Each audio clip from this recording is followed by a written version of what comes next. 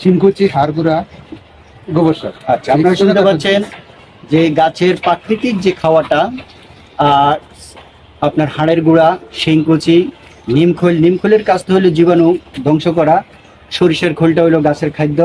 তো এগুলাকে আমরা যদি রাসায়নিক সার কম ব্যবহার করি, এই ধরনের খাওয়াগুলোকে আমরা দিই, যেমন দিচ্ছেন আপনার শিফন ভাই, এবং শিফন ভাইয়ের গাছগুলো মাশাআল্লাহ প্রত্যেকটা গাছগুলাই বেশ সতেজ সতেজ এবং সবুজ। হ্যাঁ, এই কারণ হলো প্রাকৃতিক খাওয়া।